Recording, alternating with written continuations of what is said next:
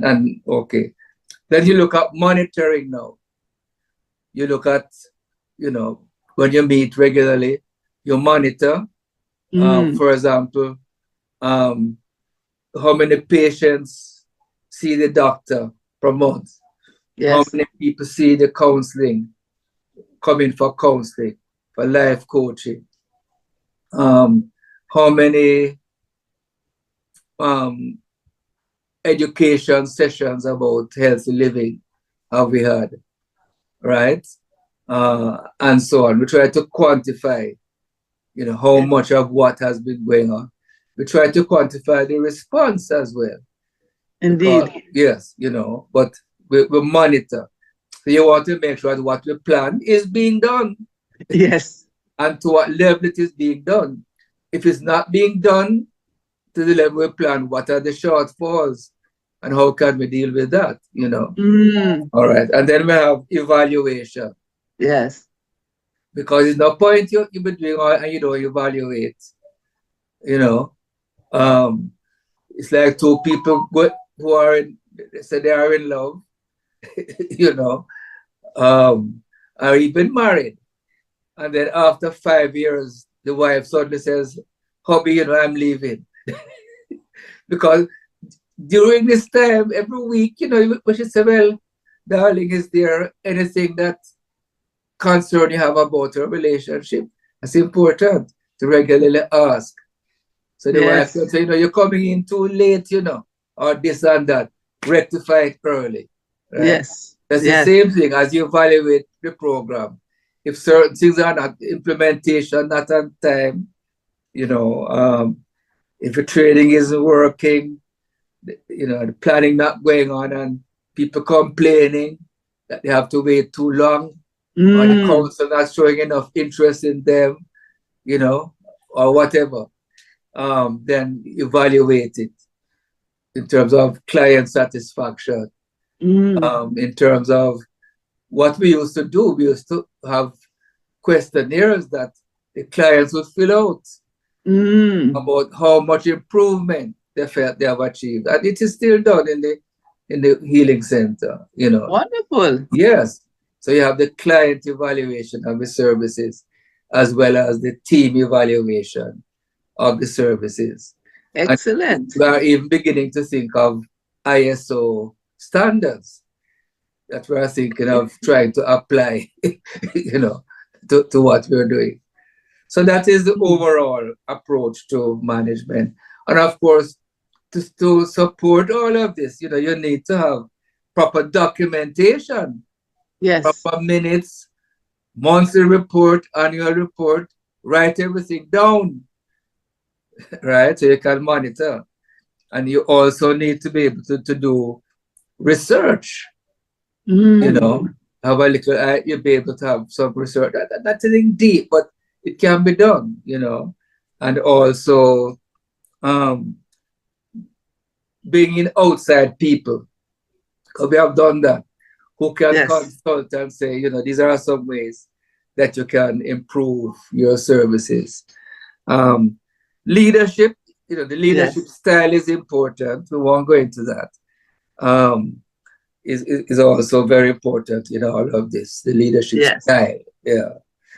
All right. Thank you. Thank you. Thank you. And I noticed that you have a lovely diagram here on Exactly. it, Yes, exactly. on page in the print book, page 248. Yes, Figure yes. 13, major elements of organizational management. Exactly. So Failed again, to thought the there. leaders Yes. now can Yes. go and get it. So, but Yes. I like acronyms. So uptime, assessment, planning, training, implementation, monitoring, and Yeah. evaluation. And of course, in modern days, so that's one that we can remember because we think of apps, but it's one P for this app, uptime, and Yes. things that we can do for program management for the ministry. Exactly. And then, Another aspect very quickly is yes. networking, right? Because because stay in a silo, and it's Yes. good to network with other churches.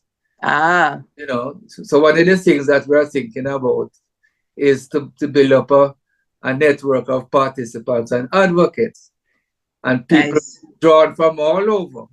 So anybody who sees themselves as a participant in whole person healing ministry, they want to be an advocate, then hopefully that network, we can get the names and people can then meet online or from time to time, learn from each other, encourage each other. And the training could also be built into that group as well, you know.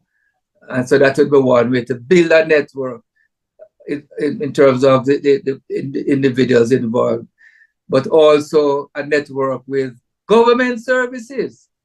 Yes, because in some cases, you know, the pharmacy could be linked up with the National Health Fund, for example. Yes. You know, yes. You know, so you could have a public-private relationship. And, you know, we have had a link in the past with the COVID. For the vaccine. Yes, we used to provide COVID vaccines from Bethel. We provide flu vaccines from Bethel and so yes. You know, and you can network with NGOs. We used to network with, for example, the local governments in Kingston and St. Andrew. They would assist with the homeless. They would contribute to the homeless program, you know. Yes, yes. And so that networking with other agencies is very important. It is. Yes. It is. And again, especially sometimes churches that might figure they don't have all the resources and so on, but by networking, by collaboration, partnership, so again, the sky is the limit as to what can be done. So, and so you've already started to explain then how churches or ministry teams can practically apply that into their day-to-day ministry or planning in the uptime. Anything else you wanted to add about that? Or give us a real-life story that illustrates uptime in action within a congregational setting? Well, I've spoken about how we started. Yes. In the clinic itself, there is a medical oversight committee as one committee, and that, you know, they keep an eye on the evaluations that from with the clients, on the, you know, the different management aspect, people being properly licensed and the license being up to date. You don't want people practicing without the license being up to date, you know. Things like that, you know. And patients' complaints and so on. So that oversight committee, medical oversight, is one example of applying some of those monitoring and evaluation types of exercise. And of course, we have a central management committee that with people from the counseling, the different aspects, and they meet to plan and to monitor and evaluate all aspects of, you know, and then of course we have a church council. And the church council has different groupings, one to do with missions, one to do with education, one to do with, well, the healing, I think, is part of missions. So you have, you know, worship, training, and so on. And so all these different aspects we spoke about come under different groupings. So the church council now, you know, monitors the aspects that may not come under the narrower healing center, right? And yes. So the church council is also another monitoring body. Yeah. Fantastic. Again, I like the idea. Again, the whole, the integration, everybody, the bricks. Yes. For the building to come together. Excellent. And constantly the director of the healing ministry and other people will speak about giving their reports. So all members of the church council are up to date. And then we have our members meetings too. And they are kept up to date with all that is happening. Thank you so much.